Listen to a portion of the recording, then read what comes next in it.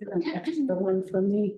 Do you have enough of these that I can get one? Yes, I've got enough for everybody. Okay. Okay, the meeting's recorded now. Thank you. Welcome to all of you. Good morning. Today's Thursday, October 23rd, 2025, and the time is now 9 a.m.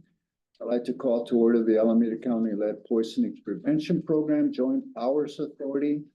This meeting is conducted on a hybrid format.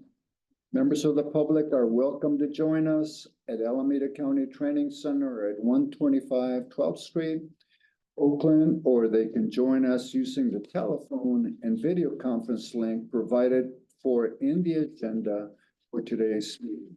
Roll call, please. Okay, Director Miley. Here. Director Gallo. Present. Director Jensen. Here. Director Tregu. Present. Director Welch. Mr. Chair, you have a quorum. Thank you. Is there public comment? No public comment. No public comment, and September 25th meeting minutes. I do need a motion and a second to approve. So moved. I will abstain because I wasn't here. I will go ahead and second. Okay. Yes. Let's see, Director Miley. Okay, Miley, aye. Director Gallo. Aye. Gallo, aye. Director Jensen. Abstain. Jensen abstain. Director Tregu. Aye. Tregu, aye. Director Welch. Yes, thank you. The director's report, please. Good morning, directors. A couple of updates from the department. Most important update I want to start with first is that, as I've spoken about before, the department has hired a consultant to investigate a CSA ballot measure. So the consultant is moving along swimmingly. This Friday, we'll be meeting with them to get their polling survey results and recommendations. And then we will be coming back to this board in the next meeting to give you an update on what the results of that polling is. So you're waiting with bated breath for what that is. I think the next steps are. The department is ramping up implementation of 2 new grants, the older adult home modification and healthy homes production programs. We've made progress, has been steady, but there have been some minor slowdowns due to the federal shutdown because the HUD staff aren't available to provide technical assistance. However, we don't feel these short-term delays will majorly affect any of the production in the future of those 2 grants. I'm sorry, 3 grants, especially the 2 startup grants. I also wanted to mention that Katie Guyas has been promoted to Assistant Director of Operations. She will be attending this meeting, introducing herself to this board as she may stand in for me as needed, and she will also be providing the presentation on the health services as she is the health services manager. And as we roll into our, we'll have a community engagement presentation. I just wanted to talk about that it remains central to our mission. It's how we translate our programs into relationships and relationships into impact. It's an incredibly important part of the work that we do. Today, we have here Mariana Real and Nanette Mokanu, who will illustrate this and share highlights of recent outreach efforts and upcoming strategies for connecting residents, partners, and neighborhoods to make safe, healthy housing a shared responsibility. And I just wanted to add, just to be more recent with all of the activity with ICE, I just want to reiterate that as we work with our clients, we ensure that they know we do not work with ICE. We do not disclose any information. We do not turn over any reports or anything to ICE, so that we want to make sure that they feel safe and protected in providing the services that we provide. Thank you. That's the director's report. Any questions? Are there any questions? Yes, Councilman. That's all right. Supervisor. That's right. Grew up with him and anyways, but I think, yes, sir. Yeah. Go ahead. Yeah. I appreciate being here back on the JPA. Just so you know, I helped to start this JPA back when I was on the Oakland City Council, and I served on it for a while, even as a county supervisor. So one thing I've had an interest in doing, staff kind of alluded to it, is expanding the JPA, getting more jurisdictions to join, even getting the county, because that incorporated area is not part of the JPA. And also exploring increasing that $10 per year, assessment. So I haven't seen results of the poll or anything just yet either. But I'm hoping that, we'll be able to pursue that. At one point, when Supervisor Linebacker was on the board, we were taking this up, but it didn't go anywhere. So I'm hoping maybe at this point in time, we might have the ability to advance that, but we'll see. So I just wanted to kind of state that. Mhm. Great. So Any I have a other? question, yeah. Yes. When will the older adults home modification grants be available? They're scheduled to start implementing in mid to late November.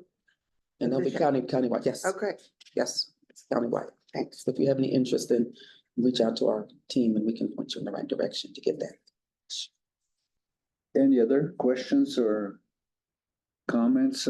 Just one in terms of our relationship with the city of Oakland. Yes. Have you been meeting or how's that going? Not yet. So according to the interim MOU, the next step is for the city of Oakland staff to complete the program design.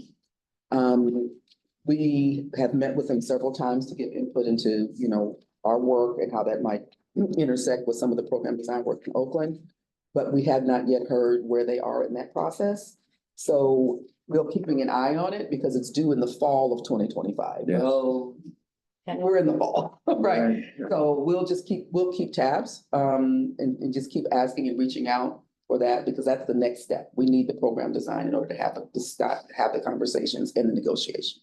Can we include them in our agenda process and have them report back to? Now, once we have that, yeah, Could you schedule that for Yeah. us with them? yes. And, Yes. As soon as we have that, then we can schedule that. yeah, because you understand more of the information that we would need to move forward. Exactly.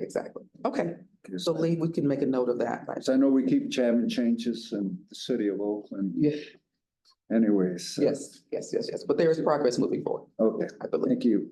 So I need a motion to accept the report, no? No, you don't. Information. Yes, go ahead, sir. Yeah, thank you so much. First of all, thank you for not that I would expect any other way, but thank you for reaffirming that we do not work with ICE. Obviously, what is going on is heavy on all of our minds today. I appreciate, I wanted to thank the supervisor for all his leadership around starting this JPA and thank the supervisor and staff for looking at calling to ensure that the JPA is actually able to do its work. I think what is going to be very important and I'm speaking right now as a representative for my jurisdiction, but also in general, at a time when every local jurisdiction is struggling to do more with less. And homeowners are struggling as well in many cases.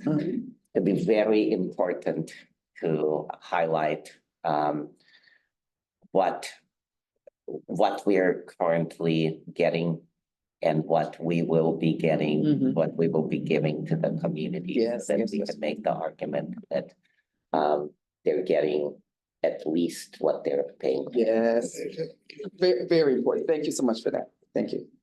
Then the only other question that I have for you is I've been still get calls from Oakland Unified School District, the issue about lead in the water issue that's still going on in some of Yeah. our schools. Yes. And I know we checked in with the legal counsel of the county and the city, and they, from their legal stand, they clearly said that these funds are to be used for lead in the paint issue and not Yeah. transfer over to lead in the water. Is that still That is pretty? still true. Yeah. OUSD risk management staff and leadership reach out to us for technical guidance, and we do provide that. Okay. For ongoing, should we look at it this way or that way? And we have, experts on our staff in environmental health, certainly the medical health, whatever, that can provide them that guidance. So we continue to do that. Okay, then the last one is still receive some calls from Children's Hospital about some issues with the children with the lead issue. Mhm, mhm. And, well, I've been trying to refer them to the city, but then the city, I guess, sends them to refer somebody. Yes. to. So Is we, that still the That's still- follow-up that process? is still follow-up process. So you will hear, Councilmember, all about that process next week when we talk about the health services Yes. and how the referral works. Okay, But the way that it works is once the labs receive a blood lead level result, it comes straight to our system. It doesn't necessarily have to go to the hospital. So okay. we are aware of all of the lead levels in Alameda County except for Berkeley. Berkeley has their own, Good. right? So we still do have access to that, and we have a protocol for reaching out depending on the lead level with all those families. Well, thank you for that. Any other? Yes. Yeah, can I follow up on that, so the lead testing? Has there been any more, I know we've talked a little about it before, more broad outreach to Mhm. have it as a, regular pediatric checkup that, Mhm. because even in the Tri-Valley, Yeah. because of Livermore Airport, some parents are starting to, because it's not a normal part of a checkup to test for lead, Sure. but asking for it. Yeah. Because lead's been a concern out there. So That's- has there been any more? Because I think they should So regularly test for that. as part of there's a medical provider outreach plan, very specific for medical providers to ensure that they do test the kids, because that's kind of what, we have to get it that way, right? The Oh, providers yeah. need to be aware to ask the questions of the families that may be at risk. And so one of the tasks of our nursing staff, whatever, is very specific medical provider outreach. And so Katie, next month, you'll hear all about that, about exactly what that is. So we have to do the reach in many different ways. There's the broad outreach that you'll hear from Nanette and Mariana, but there's very specific outreach for medical providers and trainings so that they can ask the questions to get the kids tested. Great. I even know adults are starting to ask for heavy metal testing on a normal blood panel Yeah, type of thing. So even adults are starting to, in the Tri-Valley. I'm ask hearing for a it. lot of Yes, that. yes, So, yes, yes. As they should, because without the blood test, we don't know what we're working with, right? That's the first step. Thank you. Thank you for that question. Thank you. And so this takes us to item number 7, community engagement presentation, elevating outreach and CSA. 5 and 6. 5. Item Sorry, five, wait. item 5. Item 5, proposed JPA meeting schedule for year 2026. And I think it's in your report. Any questions? From page 4. Question. I wasn't here last month. I was on vacation, so Mm. the last meeting, but I know there was discussion because I was looking at the minutes regarding going quarterly. Right. And do you think everything that we need to accomplish, given the Mhm. potential ballot measure, lead testing, Oakland's full of lead issues, Yes, we can encompass all of that within quarterly, and maybe, I imagine there could be a special meeting. there's always an option for the Right? special meeting. It Okay. certainly is. If something is, rising to that level, board members can certainly call a special meeting. Okay. But just in terms of the scheduling of putting all of the things together that you all need, we feel we can do it quarterly. Thank you. Okay, I'm sorry because I missed that conversation No worries, no worries. you had last week. But, thank you for clarifying that. That's Sure. that's- Yes, So the next meeting will be January 22nd, 2026. that's for the 2026 schedule. We're still having a 30, November and December, correct? We're having a November and December meeting, Okay, we are. Okay. but what you're approving right now is starting January. It's on the calendar. Yeah, Yes. for next fiscal year, next calendar year, What's the date of the November meeting? The 21st, 21st, not the Thanksgiving week. Oh, the week the week before, the Yeah. Thursday. So it'll be November 21st and December, Let me check my calendar. just for the, Mhm. The December meeting will be held at our office, 2000 Embarcadero. I did send all the directors the appointment, okay. so you should have it. I'll double check. So the November meeting is the 20th, and that's gonna be here. No, November is the 20th, yeah. It's the 20th, okay. Thursday, Yes. okay. Mhm. And then December is the 18th The 18th. at 2000 Embarcadero, Durham. Suite 300. Same time? Yes. Okay. Same time, right? 9:30 a.m. Okay, Yes. all right, thank you. All right, so This is an action item, The meeting. so your board needs to vote 2026. on it. so we need a motion in a second. Yes, sir. I move to approve the JPA 2026 meeting schedule with a proviso that we resort the right to additional meetings as needed. Second. Second, Great. We're gonna vote now. Director Miley? aye. Miley, aye. Director Gallo? Aye. Gallo, aye. Director Jensen? Aye. Jensen, aye. Director Tregu? Aye. Tregu, aye. Director Welch? Aye. Thank you. The motion carries. Thank you. So we're on item 6, monthly report.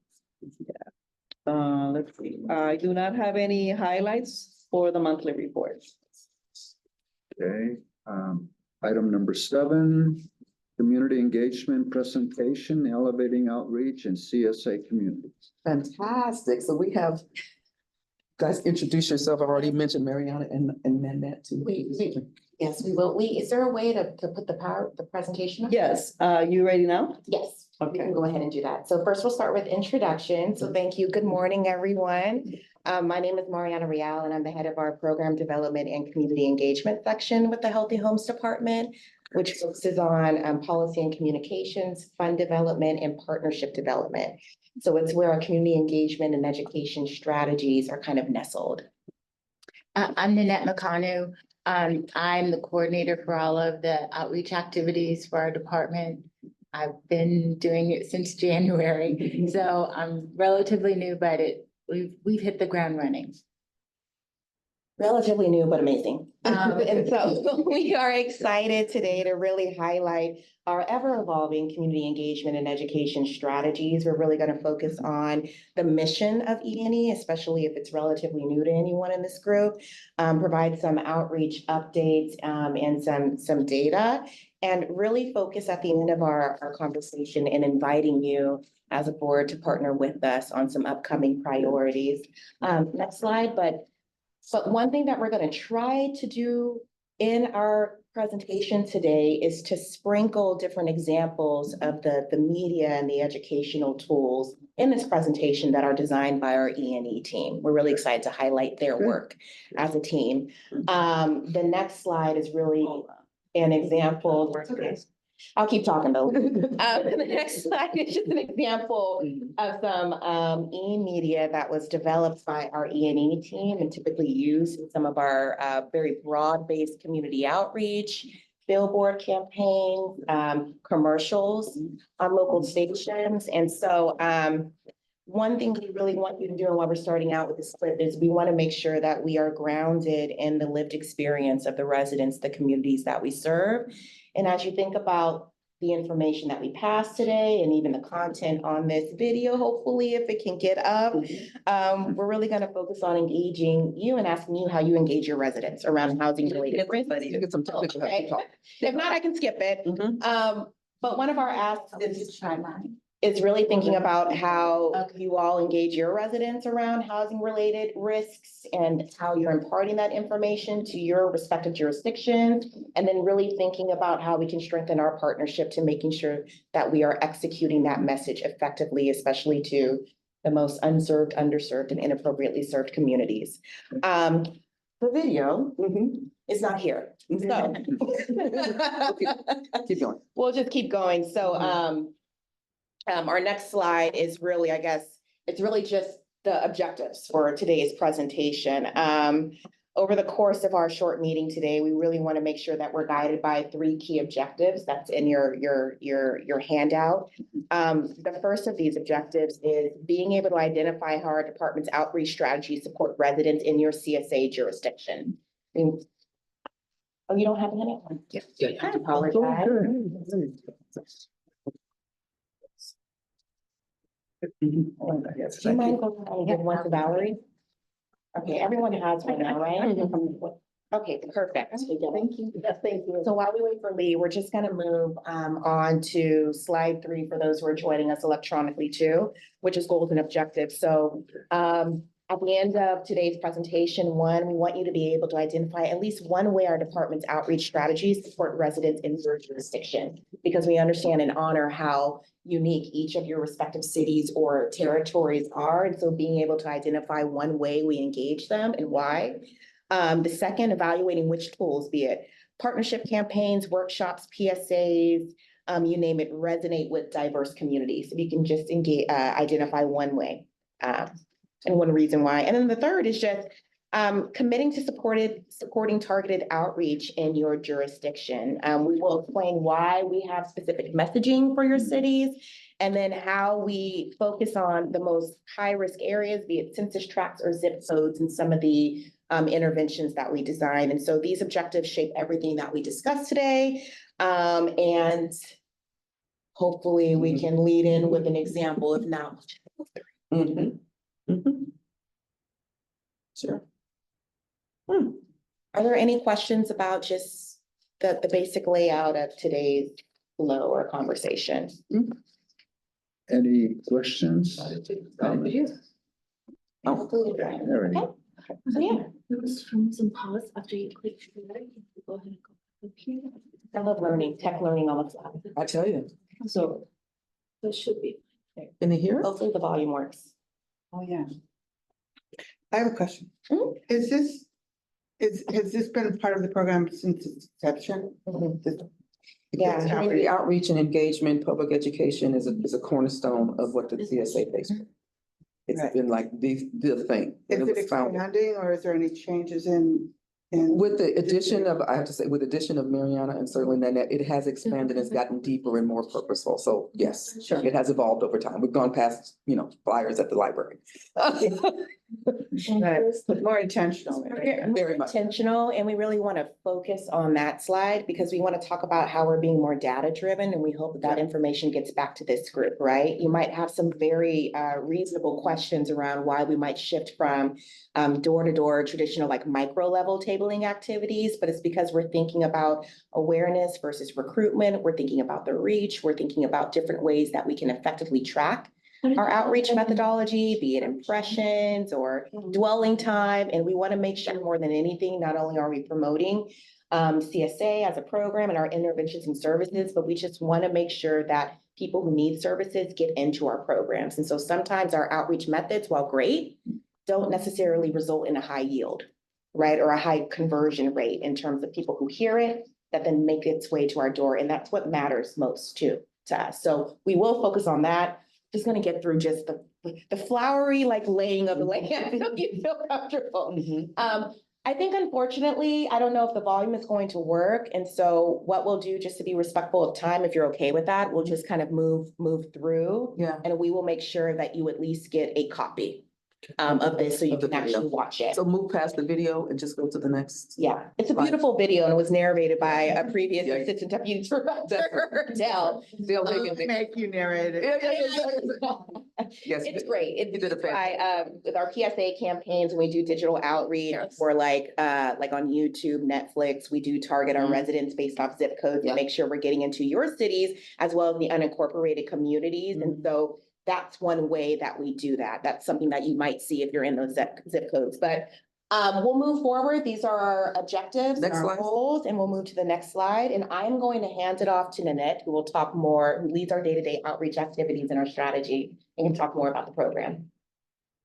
So Mariana already kind of laid out the framework of what our goals and objectives are, but what I really wanted to kind of start talking about is for the past years, we've done it with we cast a wide net of tabling and doing things that haven't resulted, as Mariana said, into building our clients.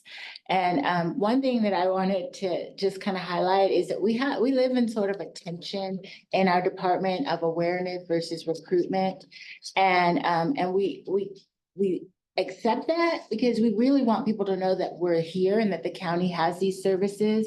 But at the same time, we recognize that, we have public money that we're accountable for. And so we need to make sure that we're meeting our goals and objectives. So, and then the other thing I was going to say about, in response to your question about providers and, one of the things that we really need to do is kind of educate doctors and nurses that they should be asking for these tests, because sometimes the clients ask and the doctors won't do it. And so we're really trying to encourage the medical profession and people in the medical profession, this is important, do the test. And then that way we can capture that group of people that you're hearing a lot from nowadays.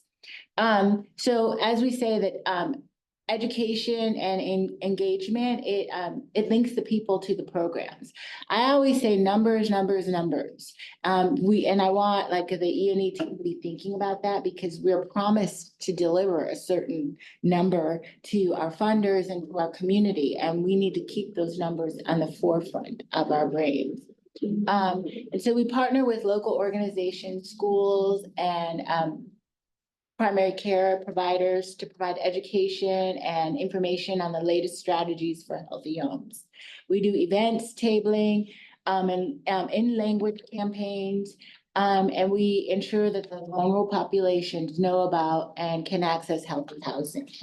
And we're coining the phrase healthy housing more than just lead because we really, people in their homes are facing larger problems than just lead. And also when you think about the CSA, which is lead focused, you're thinking about a small subset of people living in pre-1978, but we really should be thinking about the community as a whole. So that's kind of what we're kind of getting people to start thinking about. Next slide. And this is an example or a sample of some of the partners and collaborations, and we were strategic and took somebody from each of your cities so that you could see that we're reaching out to PTAs and in Berkeley, one of the things that we know is you have a very active and faithful library community. The people of Berkeley love their libraries and use their libraries. So we really are reaching out to them, and I'll talk a little bit later about the Nora book that you guys all received and how we've talked to all the librarians in the county about Nora and doing certain things. But these are just some samples of agencies that we partner with, and we hope to grow our partnerships. So in that goals and objectives that you guys approved back in, I think, February, maybe? May? Okay, sorry. There were some goals that you guys set out to do. And one, these are some samples. 5,000 residents reached through events, a minimum of 2 per year. And that means a total of 8 events that we will do in CSA community. Develop strategic partnerships in the CSA cities, including neighborhood groups, schools, libraries, and train 105 individuals in lead safety skills and healthy homing principles. So we're busily doing that right now. Your CSA team they're getting requests for safety inspections all the time. They're going out all the time, and they're chipping away at those numbers pretty regularly. So you can feel good about meeting those goals in the end of the fiscal year. Here's a sample of activities that happened in your cities from January to June of this year. In Alameda, we did a lot of literature drops. And this was January to June. I know in July, there was a training that took place with property owners or property management companies. We are hoping to partner with the city's property management company and have them host some other property managers, and we can do a training with them. Berkeley and Oakland, you'll see that big, large number there. That's we put an ad in your Berkeley side, Oakland side newspapers. And so it reached, that's the readership. That's why that number is the same. But in Berkeley, we had 431 people attend events with us. And there, so far, for those 6 months, there were 13 in-home consultations and literature drops of 250 pieces of literature. Emeryville, they have had 3 in-home consultations, 50 literature drops or pieces of material, and 26 people attended a presentation, and that was in Senior Center and also in, I believe, Head Start. And so Oakland, we've had 146 people in those 6 months attend events with us. They've done 26 in-home consultations and 370 pieces of literature dropped in the community. So we've been pretty active. And what I want to just kind of highlight is, maybe I'll do it in the next slide. So you might be aware that we did a big campaign for Healthy Homes Month. We put posters in BART stations and we had billboards, which many of you saw, and they were peppered throughout the community. And you'll be seeing some more coming up, and you'll see some in Spanish, which we didn't do this last time. And so especially in the unincorporated area, you'll see some Spanish billboards. But that campaign reached over 3 million people in the Bay Area. And can I add more going back to that? Because this is a great example about the shift. We're thinking about broad awareness right here, like our reach. How do we expand our reach? These types of media focused kind of print static campaigns are a great way to expand reach to people who might not be at risk and or are completely unaware of our services and not really nestled or connected to our programs. These types of campaigns work well than even tabling for normal public outreach and engagement, just because of the visibility alone. We can demonstrate with data increases phenomenally, even more than just PSAs, radio ads, and even a flyer. One thing about our BART posters versus our billboard ads is a concept that's just called something that's static, right? It's the fact that they remain in the same place for long periods of time. At least with this Healthy Homes campaign, it was at least 3 to 4 weeks, right? Of these posters in high traffic corridors, where we're able to get data even through BART ridership to kind of see and gauge what our total expanse or reach is. So although it might not be the same as other ways that we collect data, such as a tangible referral or the number of clicks on a website, those actions, we can still use this and different performance metrics like visibility or something that's called dwelling unit, the time that a person just stands. Watching something visually, use that, and then connect that to our own internal data to see, did it yield anything? Did we see more traffic coming in through our website, which we actually did? And so these campaigns are great because it allows us to be saturated in communities that we might miss. Go I ahead. have a question. Yes. So is there any way to monitor or track when someone clicks on the QR code? Absolutely, yeah. So that's one way that when you're doing these types of media campaigns, it's great to just have language, but you want to have something that's tangible that allows us to collect other data, right? So something like we can look at when we do online ads, when websites or online ads with Berkeley side, we can do like click-through rates. We look at view-through rates too when we do stuff through digital advertisement. With the streaming. With this, we can actually look at a variety of stuff. We can gauge what our reach is just by the BART ridership alone. And I think this was about, let's say, 700,000 people on BART. So at least for this campaign, what worked really well was billboards. That was about 81%. Of the 3 million impressions that we received that were all over Alameda County. So we can look at ridership, we can look at pedestrian traffic, we can look at dwelling time, we can collect all sorts of data that lets us know whether this was strategic, a good return on value for all of you, and these are extremely more cost effective. Right? So tabling's great. We have a place for that, which we'll talk about, right? But it also takes a lot of time, even when you think about the staff time and staff pay, and there might only be 400 people on an event, which is fine. But this means that we're able to get 3 million people in your county, at least, or who are passing through your county alone, who are getting new information about healthy homes and are curious enough to click. Well, having a click like that, Yes. then you could actually relate that back to the service, to who was served or whether there was Absolutely. an actual case involved. Absolutely. So this was extremely low cost, and we exceeded our contract expectations by about 25%. I will be the data person here to make sure if you haven't had administrative questions, you get that. Go ahead, Supervisor. Yeah, just following up on Tracy's question. have we done any advertisements on AC Transit buses? Did we do any for this one? We looked at, Yeah. doing that. We decided to put our foot in this water first, but we're looking at, putting, inside the buses and the bus banks where people can do a tear off and do things like that. So we priced that, and this was actually more, cost effective. And we also looked at the, who was taking the buses versus who, and so, probably our clients would be more likely to be BART riders. Really? Yeah, Oh, because interesting.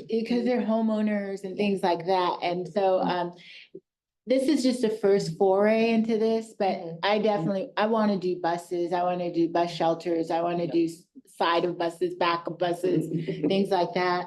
Because I don't know about you, but I'm a blank slate and I'm totally susceptible to these types of ads. I was telling the E&E team about once I was commuting to work and in front of us was a bus that had a Haagen-Dazs bar and on the back of it.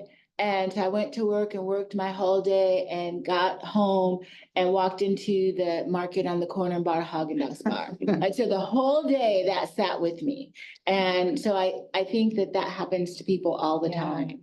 And, just even seeing that, waiting for your BART train to come. What is this healthy homes thing, and that's how we're programmed now with our little portable phones. Yeah. Well, that was the next question. We frequently get information on our phones constantly. Text campaigns. Yeah, Mhm. have we done any of that? We actually have. I don't have the data from previous years of when we explored that before. It's not that we can't do it again. It's all about the type of analytics and making sure that we're very clear about the questions, right? So moving forward, that's our job, is making sure when we're evaluating, we're actually asking the type of questions that yield good data. I will have an example of a potential partner that actually addresses that and why in terms of data. But I think what you both asked was both a great point, salient point, and a great question, is that it's all about the dwelling time that you're sitting there watching this as opposed to other ad mechanisms, right? That can influence you. And one thing I love about how successful the poster ad campaigns were, at least for our niche, right? At least for our population, is the fact that we do have some people, yes, that are definitely homeowners, but we also have a different area of our population that our department serves too, where digital access is an issue. So even when we think about phones, right, we're talking about the immigrant and undocumented communities, and I'll talk about one of our partnerships that we developed in the past year. They've done a lot of research about that specific population within the city of Oakland and outside of Alameda County, and where they're more likely to get their news. And it's like text lines.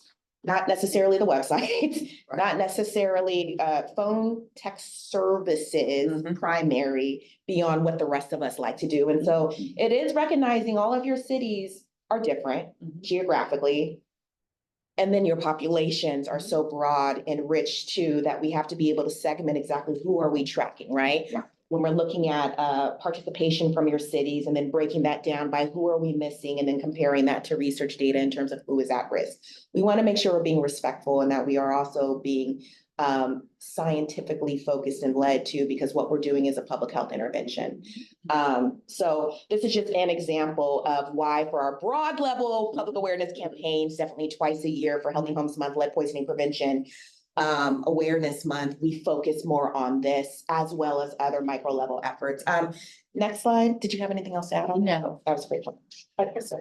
Yeah, I actually, the supervisor asked one of my questions around AC Transit, but not to fixate too much on BART, but did you distribute this across a variety of stations? Like what It was was in the- your North Berkeley BART, it was in Ashby BART, and it was in Fruitvale. I mean, it went across all of the CSA cities. Is this, I think that last slide, is that West Oakland? I don't know which site. I don't know It was one of the great shots, though. Yeah. that we- Visually appealing like this. Right, right. Look at you. Looks like it's Oakland. I don't, can tell from the angle. But that's a great question. You know what? It was We'll in try to figure that out. It was in Penn BART station. Ken? Okay. Okay. And then we had the billboards, which were all over Alameda County. Next slide. Yeah, next slide. So we could tag team this. Again, when we talk about partnership development, outreach and engagement, that's such a large, broad field, right? One thing that we focus on are, yes, the partners who can refer residents living in your cities to our programs, but then we also think about other partnerships, right? Even with media firms and companies who can kind of help get the information to various communities. This particular agency, El Timpano, I know we talked about them before at JPA meetings. They do a lot of work all over Alameda County and Contra Costa County, specifically focusing on health, environmental risk issues and how they impact Indigenous communities and Latin communities. Participating with them in this past year, while they did a whole exploratory kind of foray into lead poisoning and how it impacts immigrant and refugee communities, is another way that E&E likes to partner outside of just, tabling and media. It's also recognizing that visibility is really important. And as you'll learn in some future slides, one of the major ways that we rely on people coming into CSA programs for services is actually word of mouth. Right? So we can do a lot of fancy tech forward interventions, but a lot of populations, even ethnically, when you think about Spanish speaking communities, even the African community, word of mouth sells everything, which means who's selling everything is our technician, right? Mm-hmm. Primarily, and then the experience people have receiving CSA services, which is why as a strategy, when we think about engagement, it might not always be tabling and public facing, but it might be internal interventions that we work on, like creating ambassador programs for people who graduate from our programs, because we know that they are going to help us get into communities that might not trust us or know us, but they're highly visible. And so that is an example of this partnership using an agency that really has visibility and trust in a specific community that we really want to target and partner with. Over the course of the last year, we actually participated, we're featured in more than 9 articles, just the Healthy Homes Department and CSA alone, in terms of giving them data, allowing them access to clients who consent or provide ASINT to make sure they're getting information about healthy homes, lead poisoning risks and prevention, because we know they might be able to get into niches and territories that we can't. This allows us to bring a whole nother group into our service area that we might not be able to reach. Some of the conversations we're having right now is actually using them as collaborating with them as an outreach partner. One of the things that they do is they're well known for using like a text line, right? I think their data says that they have access to at least, I think, 85% of the Spanish speaking population in the city of Oakland and other territories alone. So when we think about why we're not necessarily meeting that specific demographic or ways that we can encourage it, it might not be online presentations, web news. It's the fact that they have a text line, right? Because that community, that's how they, whether they have smartphones or not, they're definitely going to be able to have tech-free access and actually rely on them to get some information about health. And so those are the different tactics and strategies that we think about. Yes, sir. Yeah. Are you familiar with them? No, go ahead. No, are you familiar? Oh, yes, I am. Yes. Yeah.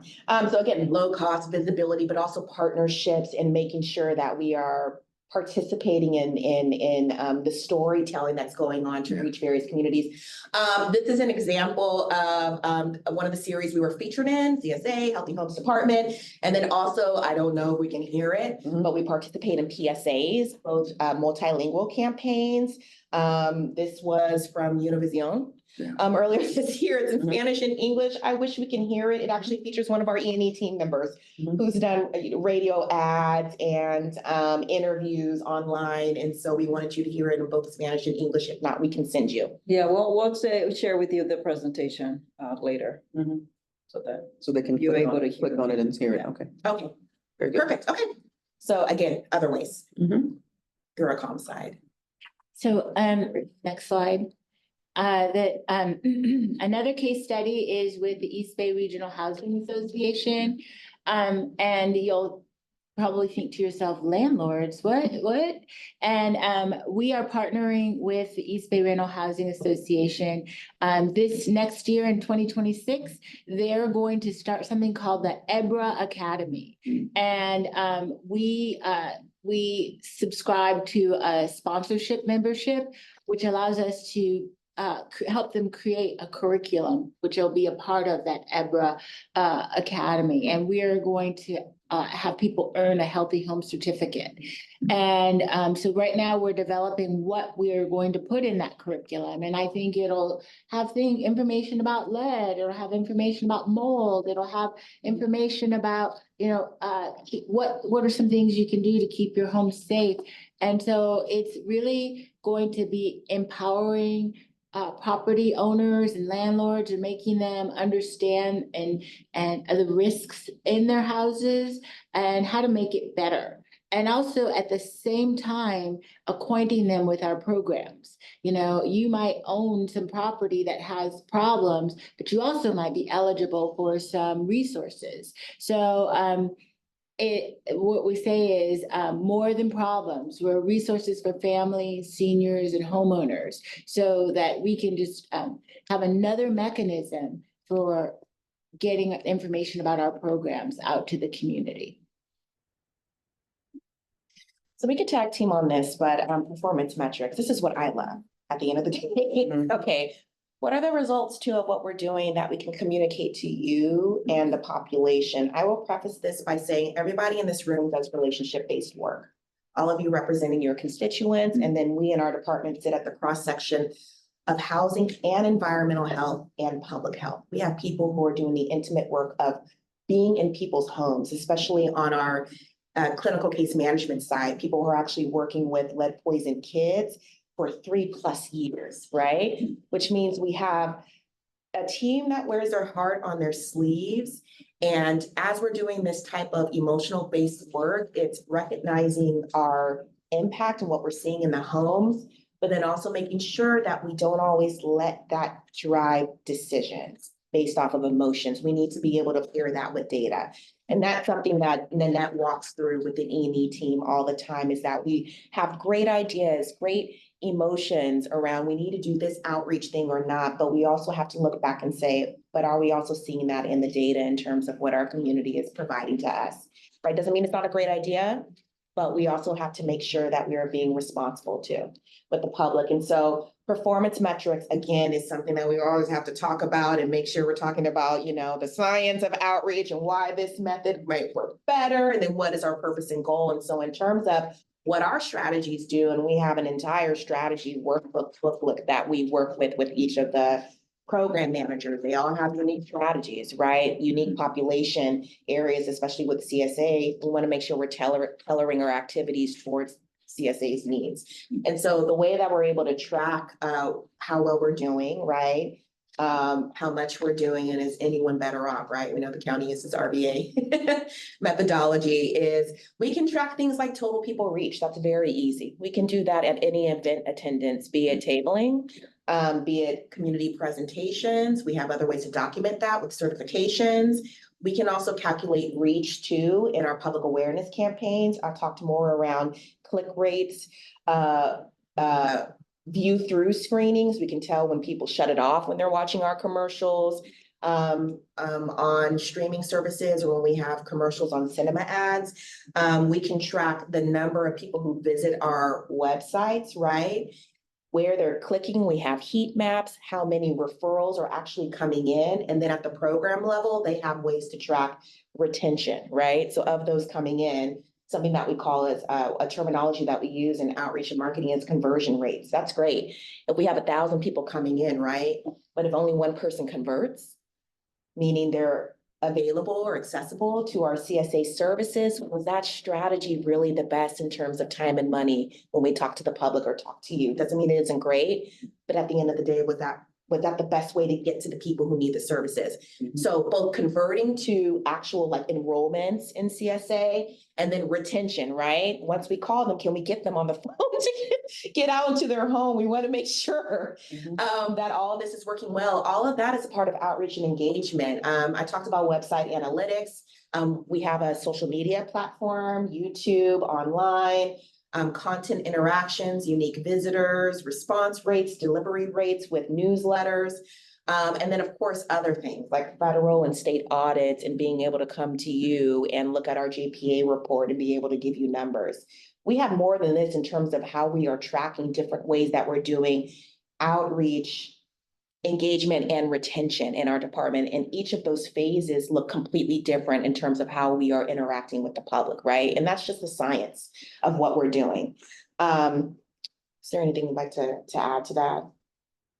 I think what I want to say is that as we go through this, keep in mind that we have two very different sides of our department that we're doing outreach for. It's the health programs, which, the children are tested and they come to us naturally. But again, we're managing we're reaching out to providers saying, hi, this is still an issue. And, we want you to be testing children and we want you to do it like you're being directed to do it. And even if you're not a WIC recipient, we want you to do it to people who have private insurance. We just want we want all the children to be tested.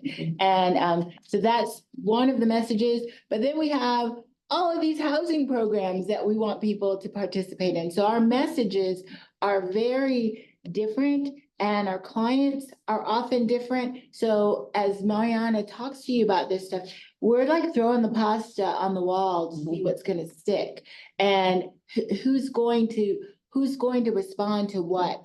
And then we go after them. And so it's sort of a new way of how we're thinking about doing it, but we really want to be much more focused and targeted.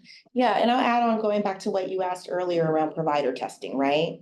The reason why we might not send all of our staff out to providers is because, again, it's about visibility and trust, right? Who's more trustworthy, us, if they've never met them, or the provider they've been seeing since their baby was born, right? And so it just makes more sense for that strategy instead of doing constant outreach. Not that we can't participate in case conferences with La Clinica, with all of those provider sites, CPSP services that serve the Medi-Cal population, right? Comprehensive Perinatal Services Program. It's for the public health NCAH field. But we also recognize more bang for our outreach buck is actually really focusing on in-service training for providers, right? Supporting them. And when they're not working and doing what we want, working with their systems, doing systems intervention, like you're not referring, if they weren't referring, which is like auto referring, but if they weren't referring to us, we're just gonna work with like your HIMS system and change it so it's an auto referral if they meet eligibility. Do you see how that would work better in terms of making sure people come to us versus on the housing side, which is way more CSA interactive and way more complex and rich because we are working with homeowners who have completely different needs and some like concierge services, which look a little different than community health outreach interventions, right? Are you involved with social services and public health? Yeah, So you're communicating with?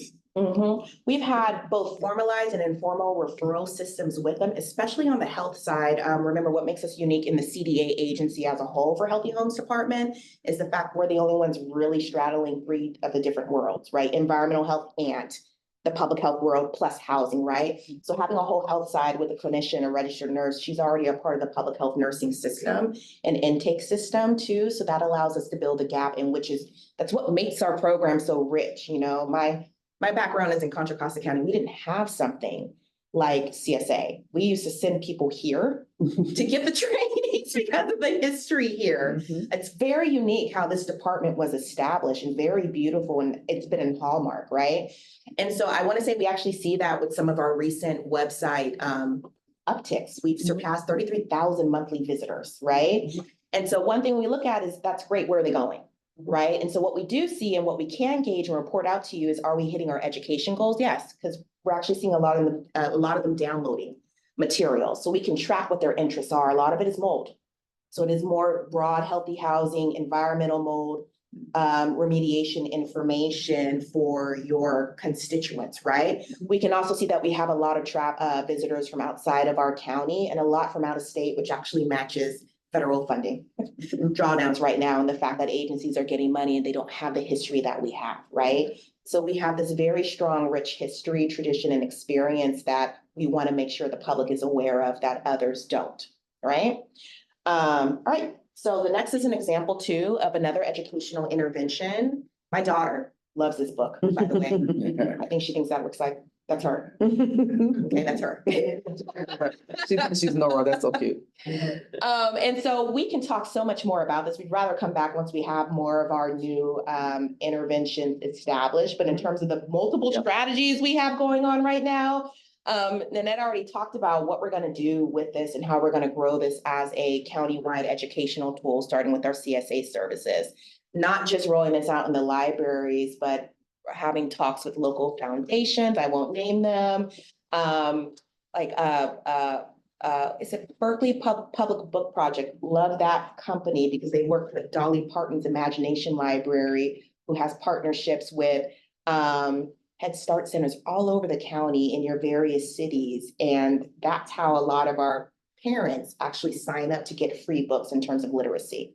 Right, so these are different ways we're thinking about this tool that was developed by the E&E team, broadening it, talking about more healthy homes topics, translation, and then how do we use this to get the word out through the community, outside of libraries, events, but also storytelling time. There's a whole slew of things that we're going to focus on, so we're really excited. This is beautiful.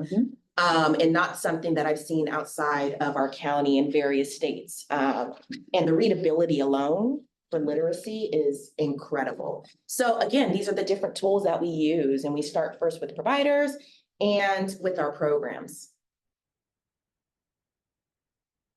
So we've kind of laid the groundwork to tell you that we're doing all these kinds of things. And so what have we learned? What works? And so next slide. This is what we've learned about so far. And that our clients respond to newsletters. They like to open their mail. And they like to get things in writing. And it might be, before we started here today, I'd made a joke about how I always feel old because I bring a notebook to the meeting instead of a laptop. And so, maybe the more established homeowners, they like to open their mail and read what's coming in. So that's something that we've learned. Word of mouth referrals. Mariana talked a little bit about this. We have a guy, one of our housing technicians, who brings in most of the lead clients. And I sat down with him and said, what are you doing?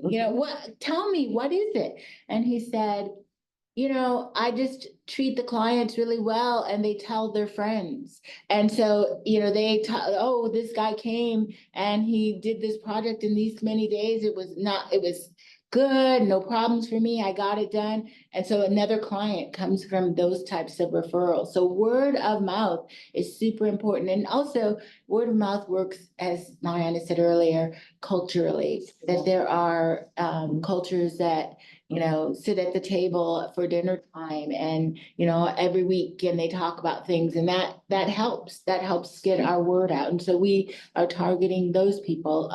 Literature drops in strategic locations. I already mentioned Berkeley libraries are strategic for us because like I said, that's a community that loves their libraries. The Alameda Public Library, ever since it was revamped and built, has been a hub in that community. The theater and the library, big hubs in that community. Direct mail, that's another thing that we're doing. And then advertising. Direct mail targeted direct mail. Absolutely. And you'll see, we're going to talk a little bit about that. We're really going to try to fine tune that even more. And then advertising and social media. I was saying this week, every morning, the first thing I do is get on social media and start posting things on Facebook about, lead and nutrition and things like that. So I'm trying to revamp and get people more excited. And then the other thing that I've been doing is targeting construction companies and construction. And the other morning I logged in and there were 14 emails from different construction places saying, thank you for posting this thing. And mostly I'm posting our flyer that says free money available, and also free safety checks in the CSA cities. I've been posting that every morning and lots of people are responding to that. So social media is starting to pick up and be something that we're gonna be looking at and seeing who's looking and who's doing it. Actually, I think Supervisor Miley, I think I posted something on as a comment to something you had on your website this week. So I'm trying to piggyback on who else is out there and get people to look at us. So that's kind of what we've been doing lately. Thank you for getting the information for Supervisor Miley's newsletter, which I Yes. do, and I featured a big article on healthy homes. and Fantastic. everything. So we can occasionally do that with this newsletter as well. So thanks again for getting me all of that information. Thank you, Valerie. And I'd like to say too, with all of you, when we talk about the invitation at the end, that's a major way, knowing now what your constituents focus on. We do not take for granted your established base with your newsletters and your next door accounts. That's something that we have utilized before in the county, especially when you think about homeowners, because a lot of you, some of your next door accounts alone, I can speak at least on Alameda County's Board of Supervisors, target like 800,000 to 1 million people. And some of your respective newsletters do have really nice open rates. And that's another performance metric we look at, right? If it's like 90%, 80, 85% plus open rate, people opening your newsletters and distribution list, that's good. We just want to make sure we capture them with the language that we put in there, right? So focused outreach. Yeah, so this is another way of what we're hoping to accomplish. But just quickly, I want to respond to what Mariana just said, is that we are building on your reputation. You guys are here because your communities selected you. And so that means you already have a following. And so we're hoping to build on that and bring a program and resources to your community based on your influence.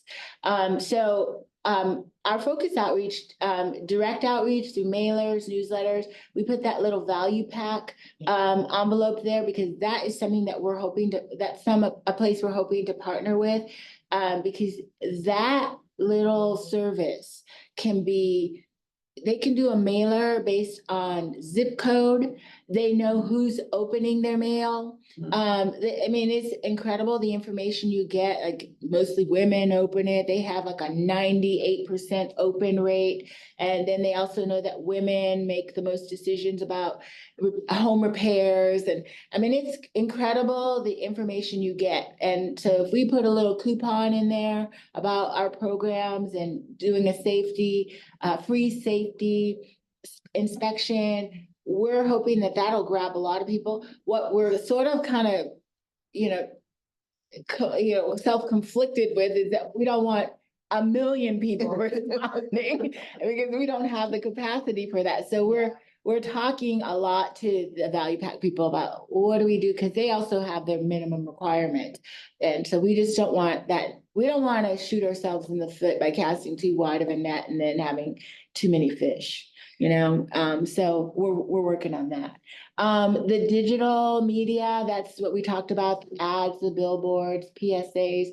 We're talking to a couple of places that do commercials and streaming services. And that might be something we'll consider doing just to get information out about CSA services. Increased social media activity, I already talked about that. Referral-based provider networks. That's something that we'll talk about later with you guys about, getting referrals from your contacts. And I'll just add too, because even though we're focusing on our in-home consultations in CSA too, I always want to talk just a little bit about how these focused outreach strategies look on the other side too for health. So when we talk about our programs, case managing the children in your communities, right?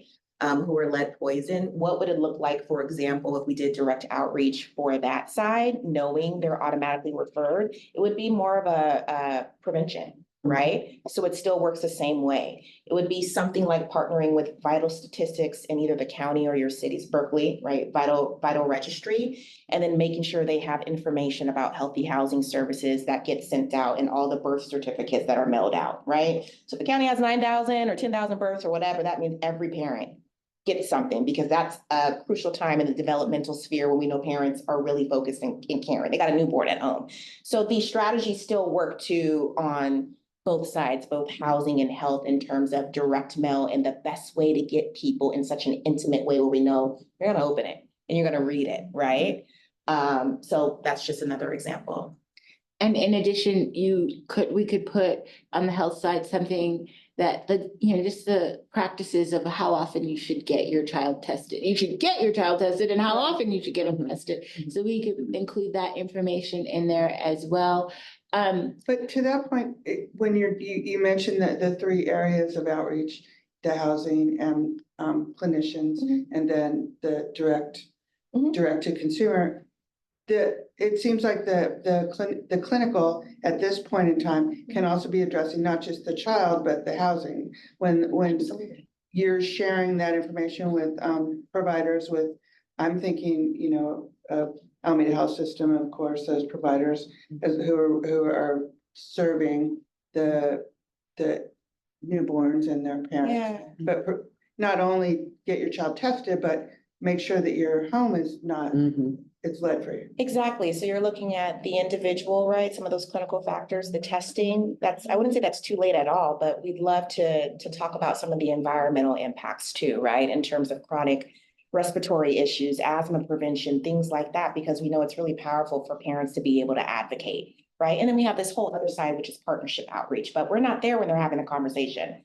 Not unless we have people to bridge the gap and walk with them in those clinic visits to them. And so it's just thinking about the different ways that we can provide not just information about our programs, but what intervention level, right? We always are clear about is it just education? Then what's the intervention level? Do we just want a basic increase in knowledge? Or are we looking at skill capacity? So that level is more knowledge, right? Skill set intervention would be, we're going to train the programs and we're going to do like a community ambassador program or use a promotora model, because now we're giving them the skills and the words, right? They all work well. It's just making sure we understand that framework. Does that make sense? So. Oh, yeah. Right. But I was thinking about the cross pollination between the different areas of the program. Yes. Especially in terms of, and it brought it up with your point about new parents are just freaking about everything. Yeah. So when they're thinking about their child and potential lead in their newborn or young or toddler, but they're also thinking about hopefully their environment and environmental aspects of it. Yes. And Absolutely. I just want to remind you, a couple of months ago, April brought a case study to you about a child who tested high in lead, and they scoped out that the source was in the school. Right. And so, I mean, it's beyond the doctor's office. It's, there is that part of it. So it's cross-pollination across lots of flowers, Different flowers. Yeah, thank you so much. For one, on the newsletter, we would welcome, I know I sound like a broken record probably at this point, but we do send out a monthly newsletter to our constituents, and others in Berkeley receive it as well outside of my district, and happy to include any materials. So feel free to share anything and we'll work with you to get it inputted. I was curious too. I really appreciate the deep dive into this. I know it's a different population, but to what extent is there value in looking at new homeowners or those that are seeking to purchase properties in the JPA territory that might be impacted by lead? I think I'll speak to that because I have a little, okay. That is something that we have investigated in the past as part of our outreach strategy. We have I know we have a bank of realtor associations that we have actually spoken to and has actually reached out to us for that very thing. So especially with the age of housing in all of the 4 CSA cities, right? That they're buying older homes that need to be fixed up, that they want. So that's kind of our target with the new home purchasers. And so that is an audience that we are looking at and are aware of. We have a couple of partners that we may be working with to try to identify those, but thank you for bringing that back. And I'd like to say too, if possible, to piggyback on that, Nanette, do you want to talk briefly about those articles too, about the homeowners in your cities and some barriers that we're going to be focusing on right now, around investor owned? Yeah, so that's a sort of a new piece of information for me. I was reading an article and I think Alameda has actually done some work on this. The second article that I read, that the new homeowners in our communities are investor homeowners. So there's corporations buying old houses and putting them on the rental market. And so those people are going to be harder for us to target and harder for us to know who they are. And so I found out through the article that Emeryville, Ashland, and Cherryland are the top communities where these corporate investors are buying. Wow. And so they're buying in sort of neighborhoods that you wouldn't suspect an investor to, but they're they're putting these houses on the market and they may not be making the correct improvement. Yeah. So we're going to be having conversation about how to target those types of buyers and how we can, the state of California actually is doing a lot of work on this because it's growing. There's a rental population is starting to be consumed by these investment buyers. Yeah. And so we just need to be mindful of that and get ahead of it. And so that's something that we're going to be talking about as our outreach strategy. I think Alameda has had 2 big apartment complexes bought by investors. And I think you guys have been putting things in place to try to protect renters. Yeah. Because the other thing is that they raise the rents right away. Sure. And so And I hope everyone should know that Nanette used to be in our community development. In Alameda, so she has a little bit of knowledge. For 25 years. Got a little bit. I worked in all your communities except Emeryville. So I've worked in Oakland and Berkeley. I worked for Lonnie Hancock for many years. So yeah, I know these CSA communities. Yeah, well, and wow, I actually, I didn't know that background, so thank you for sharing. So as you know, I mean, in jurisdictions that have a robust, like a rent registry system or other opportunities to do outreach, like the Berkeley Rent Board, they will not hit everyone. It will primarily be multifamily, but there is an opportunity once someone is in the rent registry, there's knowledge of the ownership. In some of these other jurisdictions, I recognize there varying levels, if any, of such possibility for intervention. But I'm just thinking about what can we do to leverage. In Berkeley, the renter population is almost 60%. Yeah, yes. Of the overall. I do have some population. contacts with the Berkeley Rent Board, by the way. Our staff does work with them. Yeah, So, similarly in Alameda, and that's as Igor points out, it's a population that we know where they are and we know how to reach Yeah. them. Gotcha. Yeah. Thank you for that. And they don't lack, they're not shy. Right. Well, and they're protected. I mean, we are already protecting them and they're not shy because they know that they have protection. So That's right. if there is an issue with lead, then we would expect them to respond and The other thing is the historic preservation about boards and things that you guys have that that might be an untapped resource because they're gonna deal with the old houses, Yes. right? They're gonna be looking to protect the old houses. So it's another kind of avenue for us to kind of connect with. So Do we have an inventory of all the pre-1978 houses?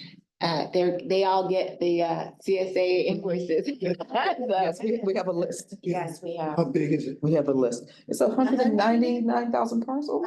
About 199,000, maybe 617 parcels, more accurate. I don't know, were you able to provide an update on our systems improvement Oh, and what, being responsible with money? what the TAMs, that's Yeah. another. Oh, okay. But yes, we do have those addresses and everybody that's charged a $10 fee, we do have that. And parcels it can be multi-unit. Yes. Oh, that's exactly, that's why I was thinking of the parcels. It's 119 parcels, Mhm. about a little over 200,000 units. That's what this, it was a little over $2 million this year. Yeah, so we have even now a more accurate accounting of all the residents who qualify for CSA than in the previous 25 years due to a new system that was launched, the tax assessment management system in our department. So a better, more concrete way to make sure that we are capturing all of those who might have been previously left out. Well, even apart from your outreach activities, I mean, just having that information, or having our rep program with that information for any time there is a complaint, just for our databases to, when a complaint comes in about any structural or environmental issues, mold, as we know, is an often Yeah. complaint, but they could do more investigation into potential lead at that time. So can you share that information with the members in terms of not just where the calls are coming from, but what are the facilities or the locations in Oakland? Is it East Oakland, this area that has a primary challenge? Because the old house, right? It's the old housing. Yeah. Also, you wouldn't know what the old housing is. If you can share that with, I don't, Berkeley, Alameda, where are you getting? Where's the action being required to deal with the lead and paint issue? And then the other one that I think would be good for the council here to understand or to know is that I know in Oakland, and I just found out that last week, because I had somebody was painting their home and they didn't know they had to have a permit to paint your own. And then somehow the city found out he was painting his home. But they were charging them like $2,000-3,000 to get a permit to paint your home. And so if we could, find out, what is Berkeley? If I want to paint my own house, do I have to go get a permit to paint my own house? And the answer in Oakland is now yes. Yeah. So Nate Miley, has a home here and now he's got to go get a permit. We're going to charge him, go inspect his house. And then, so I don't know. I believe Oakland is the only jurisdiction that has. Yeah, so if you can let us know what the process is dealing with the paint issue. Then the other one is, because we have a number of contractors throughout the city painting your home, your room, and so if you can share that information with us. Okay. And that's something that the schools are going through, all right? So McClymonds had to let in the water issue. So now they're doing the neighborhood investigation. And they're finding out that beyond the water, there's other issues going on in those homes for years. Anyway, so just share that with us, it'd be great. Okay. Thank you. Okay, gonna move us along. Special campaigns, there's a lead poisoning prevention week, which we are in right now. Nora book and back to school campaigns, just getting parents to be focused on health issues related to their children as they start school, as they go back to school. And so this is just a brief snapshot of getting to know you guys and, what are some avenues of getting to know you? And we don't have to go through all of it, but just some of the ways that people consume information in your communities. I want to just point out one site that I discovered, which is the Evil Eye News for Emeryville.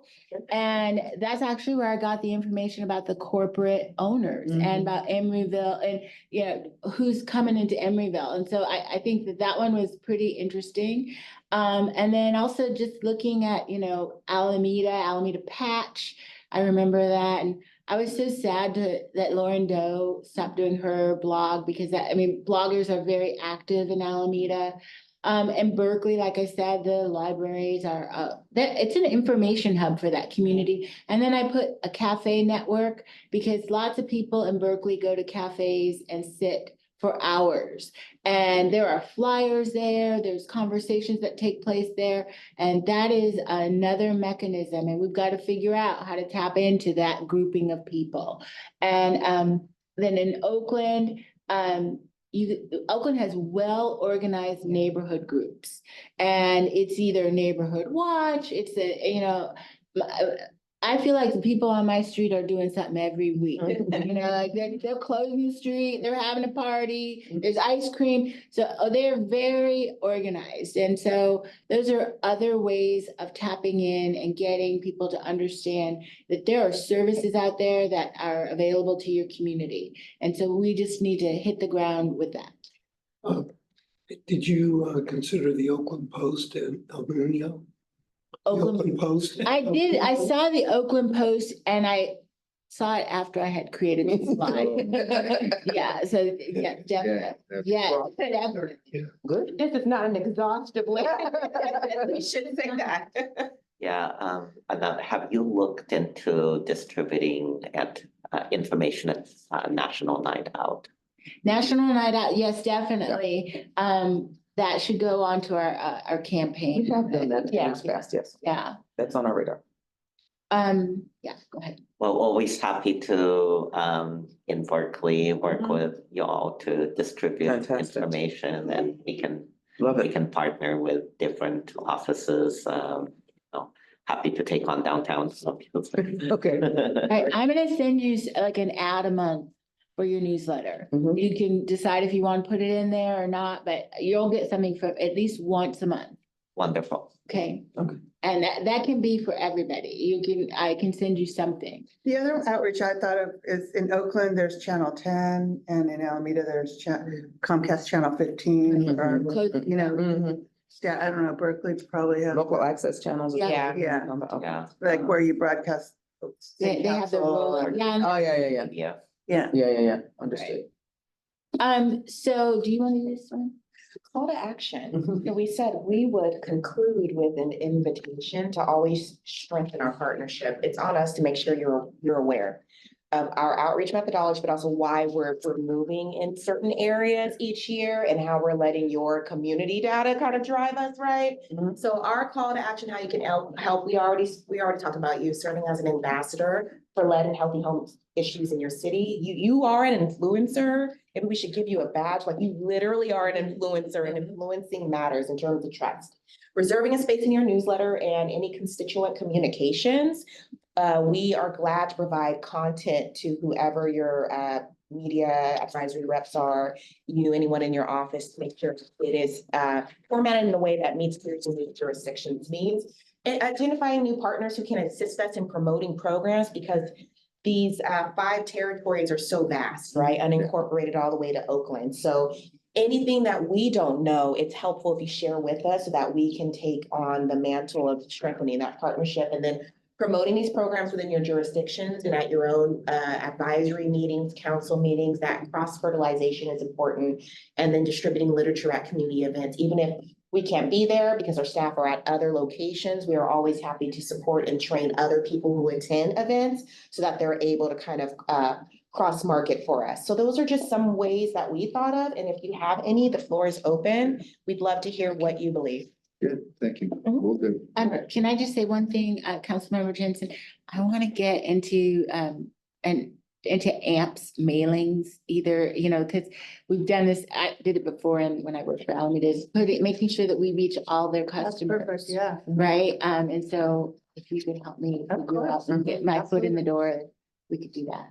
Fantastic. And then Lee, even though the floor is open for all of you, just wanted to close and say we are always happy to come and present anytime you need. Make sure we get the data that you need. And then if you have any questions, you can contract. See where my mind is. y'all. Contracting, right? No, you can contact us. That is my section's email address. Yeah, thank you. Thank you. Thank you, thank you. Great. Any questions? We'll be sending this out to all the members, right? Lee, this. Yes. presentation? Yeah. I appreciate also the database information too. Yeah, that would be. Mhm. And of course, the video with sound. Right, for sure. Okay, Next item, The feature number 8. number 8, future agenda items. Members, any items that you'd like to add? I actually, something came up today that I wonder about, and maybe because I'm relatively new, but I think Nanette mentioned contractors Mhm.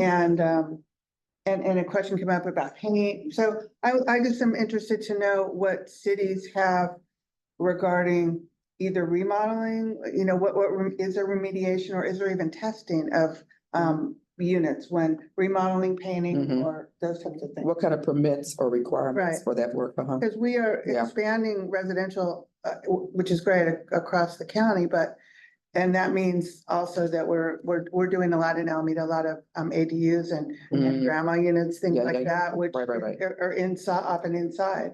And so I'd be interested to know. Okay, great. Sure can come back with something. Yes, great. So this, I know you've been providing regular updates on this and I appreciate it. At some point before, if the potential CSA ballot measure potentially goes on a ballot. So not necessarily for the next meeting, but in the next few months, I would be interested in getting a deep dive into Oh, the yeah. numbers. So Yes, what yes. level of service we Right. provide and to whom, and For sure. the dollars and cents Mhm. presentation. And I say this also, again, I think all of us are dealing with very challenging fiscal situations and Mhm. we're all having to make tough decisions right Yeah. now. Sure. And so I think that information around the value proposition Right, of this right. JPA will Right, be right, really right. beneficial. Yeah, that marries perfectly when we come back and talk about the polling results and the recommendations. And Yeah. our next step is to go to the Board of Supervisors for those next steps, but this board's information is part of that process. So yes, I understand completely. I agree. I'm a dollars and, as my background is in finance, so yeah. Yeah. Anything Whatever else? hits the road, yes. Anyone, okay, so everybody has the agenda dates and so forth, and we all have the communication, the emails and phone numbers. So feel free to contact our workers here trying to do the job and anything else? No, fantastic. Thank you so much. So with that, thank you and the meeting's adjourned. Thank you so much, everyone.